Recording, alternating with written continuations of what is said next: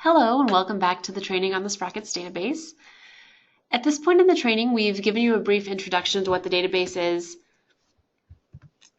and we've talked about data privacy and security. This next section is going to actually take a look at the database itself, and we're going to look at adding a program to the database. If you would like to follow along on your own computer, you're welcome to log into the demo site of the Sprockets database. The login information is here on your screen. You've got the URL there at the top, and then your username will be demo user and password Sprockets test.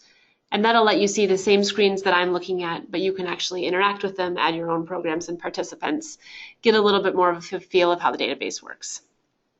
So if you'd like to, take a little bit of time to log in now.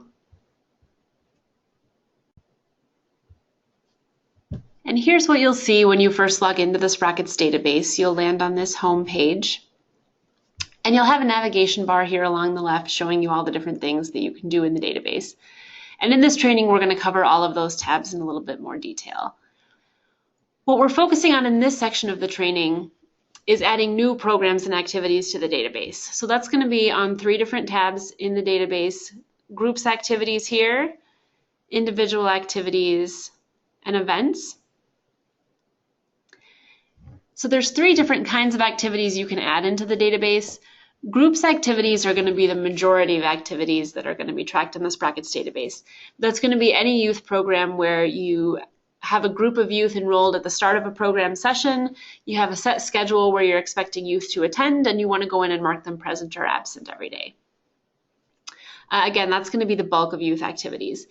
Individual activities are for programs that do one-on-one tutoring or one-on-one mentoring type of programming, where you don't actually need to mark youth absent. You just need to be able to track which youth met with which tutors and how many minutes they spent together. And then events are activities where you don't need to know the names of the youth who came, you just need to get a head count.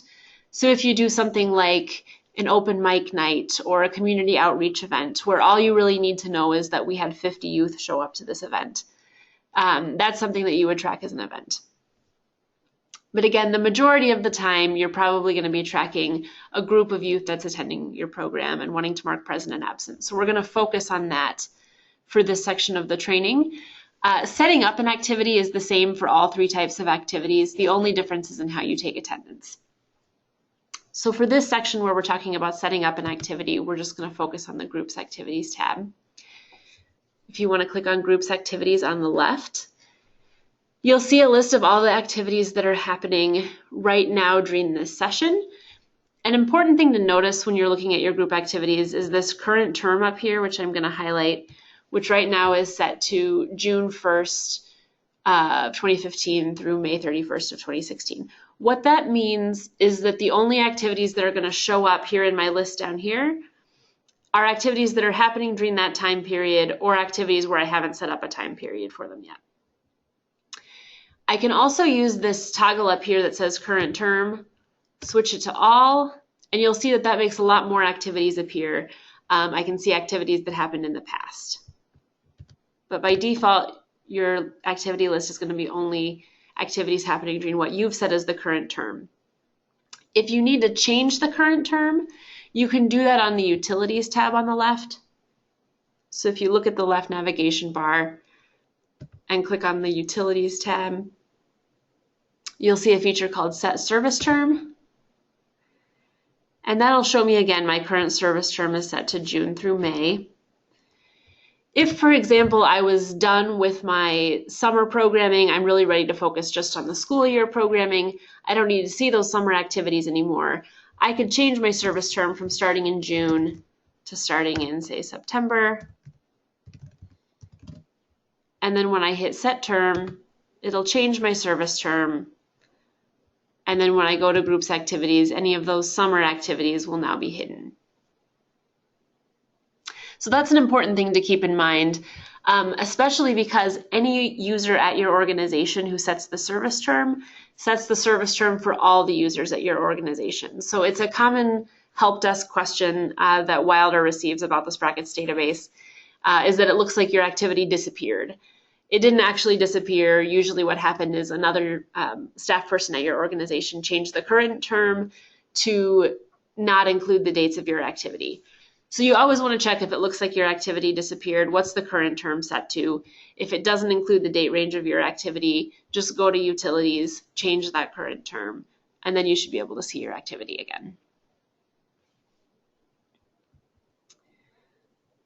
So here in the Groups Activities tab, I can click on the name of my activity, and I can see information about it. I can see where it's located, staff people who work on it, the schedule that it runs. This is also where you're going to go to enroll people and to take attendance, and we'll talk more about that in later sections of the training. But for now, let's just click on the Groups Activities tab on the left. You'll see the list of existing programs. And then at the start of each program session, you'll need to come to this tab to add new programs and set up the schedule for those programs.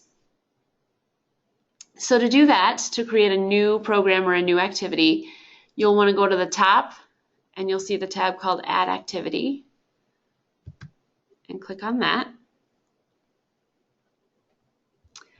And then put in the name of your program.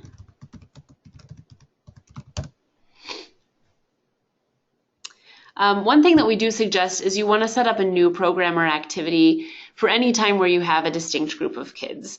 There are other ways that you can do it, but that's typically what we recommend. Is that, for example, if you have a program that runs on Tuesdays and Thursdays, but you have a different group of youth on Tuesdays and a different group on Thursdays, you probably want to set that up as two different activities and call it Youth Program Tuesdays, Youth Program Thursdays. That way when you're taking attendance, you don't have youth enrolled who aren't actually expected to be there on that day. Same thing every time you have a new program session, so next school year, it's easiest to just create a new activity for that new school year. So once you've set up your program name, you have 4 questions to answer about the program. This first one, located in St. Paul, yes or no? That's really just if your core programming is happening in St. Paul, and that's to allow Sprockets, when we're running the citywide report, to exclude programming that's not happening in St. Paul. You're welcome to include your non-St. Paul programming in the database. Just make sure that you're marking that it's not in St. Paul so that we don't include it in the citywide report. These next 2 questions are really just for your own use. They're not especially important. If you know that you're working with the Promise Neighborhood Initiative, and if you know that your program is funded by a 21st Century Grant, you can mark yes for those. Otherwise, just leave them no. And then this last question is another one that's important, which is, does the activity occur as part of the school day? So what that's asking is, are you actually going into a school during classroom time and doing work with youth during classroom time? So are you going into a classroom and doing some kind of a presentation?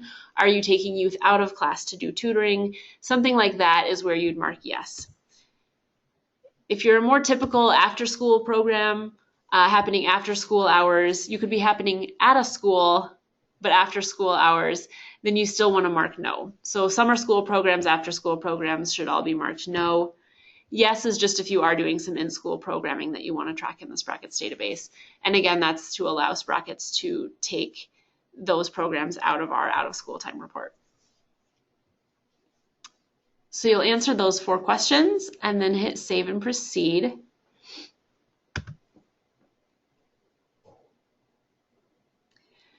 Then you want to select the type of programming that you run. So let's say I'm doing some environment work and we also focus on leadership. I'm going to pick those 2 categories and hit Save and Proceed. This next screen is optional if you want to select specific types of programming that you do. So let's say I'm doing gardening and I'm also doing leadership. And then hit Save and Proceed again. This screen is specific just to groups activities. So if you're setting up individual activities or events, you won't see this screen. But this screen is to allow you to create the schedule that you're going to use to take attendance. So you can choose to add just a single date. If this is something like a field trip event, you might want to do that. But most of the time, you'll want to set up the schedule for your whole year at once just to save time. So you'll want to click Add Multiple Dates.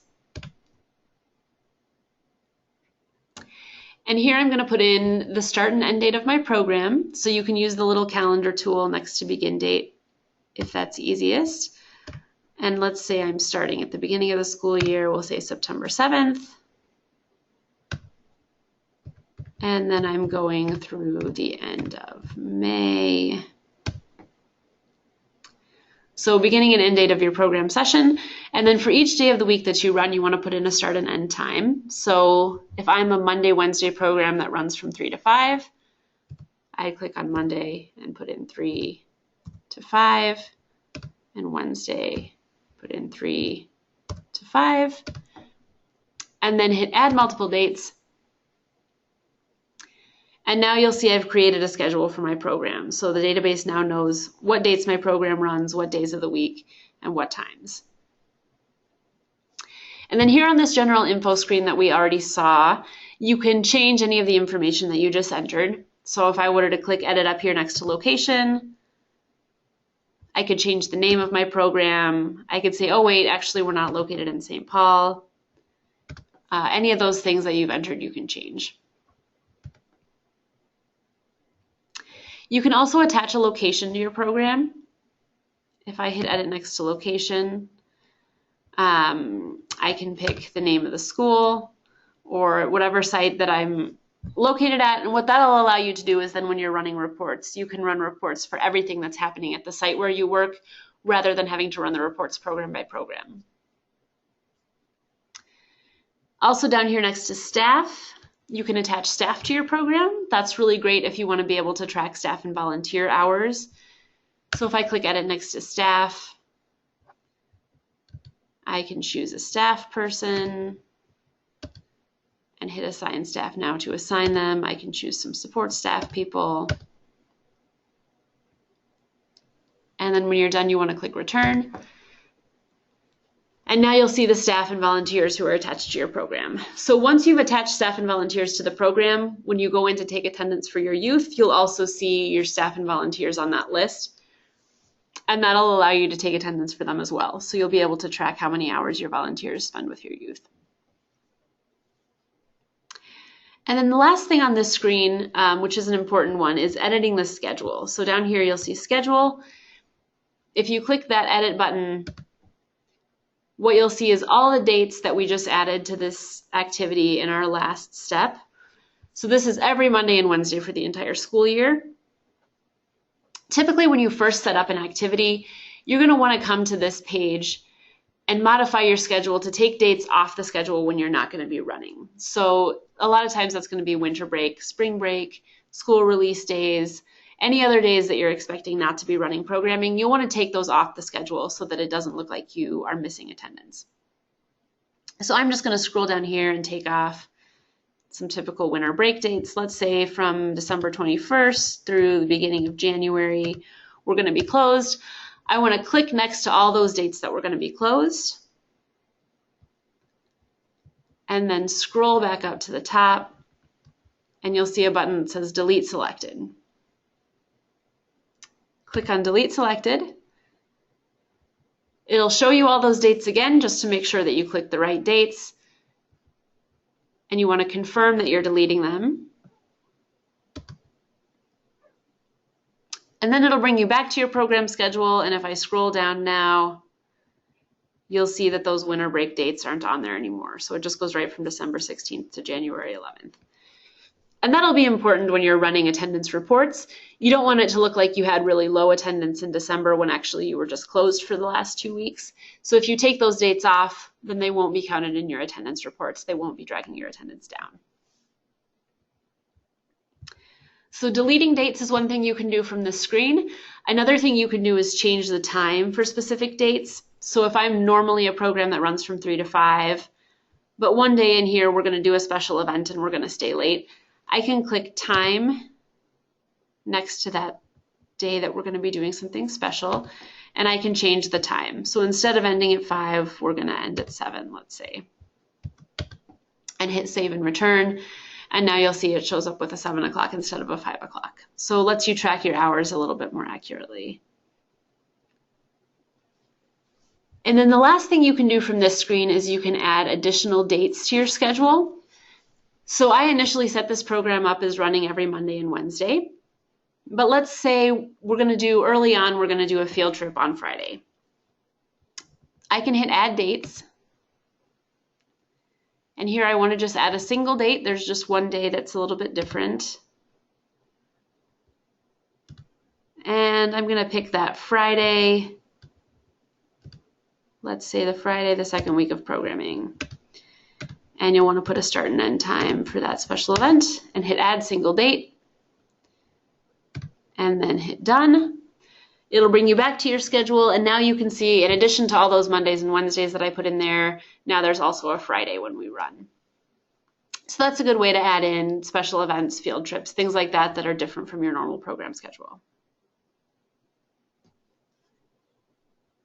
And then once you're done modifying the schedule, you hit return. You're back to your general info screen. And now you'll see if I click back on groups activities, the activity that I just added is here on the list. So that's how to add a new activity. What we're going to cover in the next section, now that you have your activity, is how to add participants to your site so that you can start to enroll them.